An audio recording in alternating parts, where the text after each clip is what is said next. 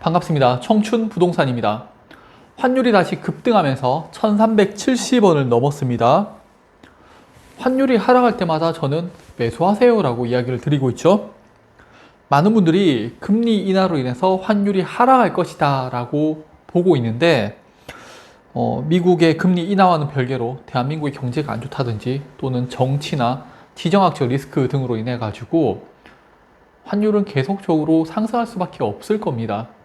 그래서 단기적인 거 말고 장기적으로 묶어두시게 되면 꾸준하게 오르는 상품이라고 저는 보고 있거든요.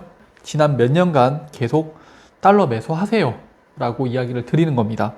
코로나 이후에 환율이 하락했을 때 그때도 매수하세요 라고 말씀드렸고 2023년 환율이 하락했을 때도 많은 분들이 저한테 달러 사야 돼요?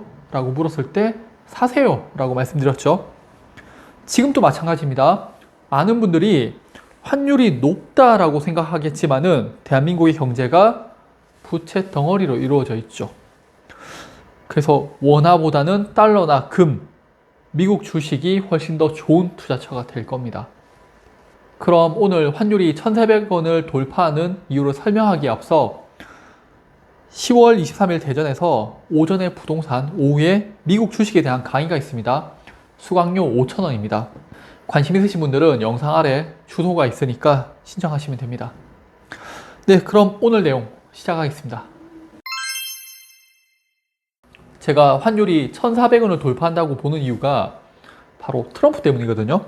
지난번 영상에서 미 연준의 금리 인하가 정치적인 메시지를 담고 있다라고 이야기하면서 그 근거로 미국의 경제가 너무나도 좋다라고 말씀드렸습니다.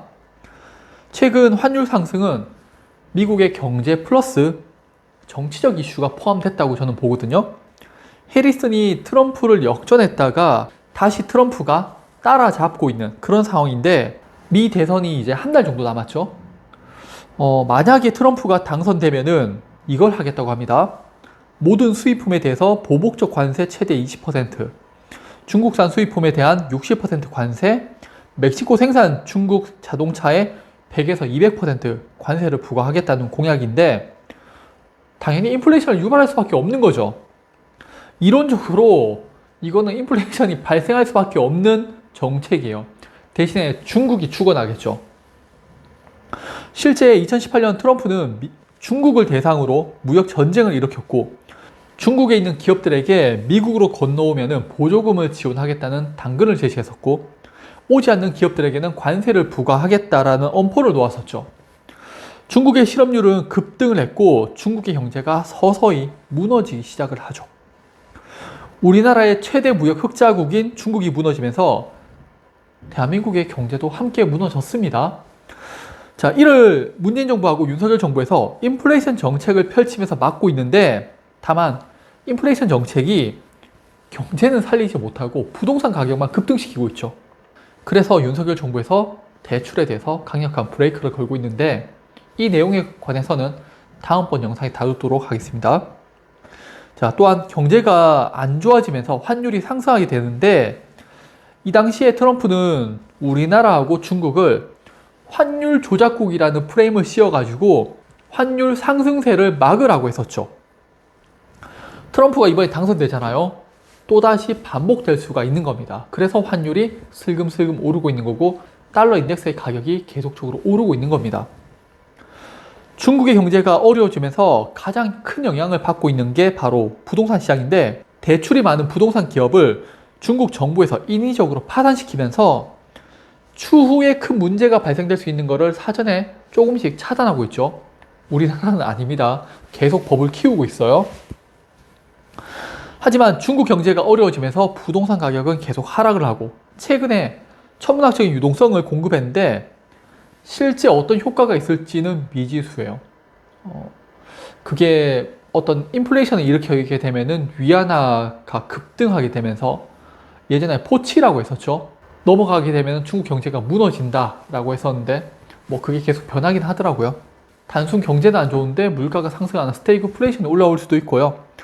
중국의 유동성 공급, 우리나라의 유동성 공급 모두 자국의 화폐 가치를 하락시키는 요인들입니다. 또 하나 미국이 금리 인하를 했다고는 하지만은 미국의 경제는 전 세계에서 상위권으로 엄청나게 호황이에요. 전 세계 1위 국가의 GDP 성장률이 3%를 기록합니다. 우리나라 마이너스 0.2%예요. 화폐 가치뿐만 아니라 경제에서도 미국 근처도 못 가고 있어요. 미국의 성장률을 앞서는 국가는 인도네시아밖에 없죠. 달러는 계속적으로 강세를 보일 수밖에 없습니다. 달러 인덱스를 보면 올해 계속 하락을 하다가 최근 들어서 다시 상승하고 있죠. 그런데 달러 인덱스 지수가 한 달간 약 2.5% 정도 상승을 했어요.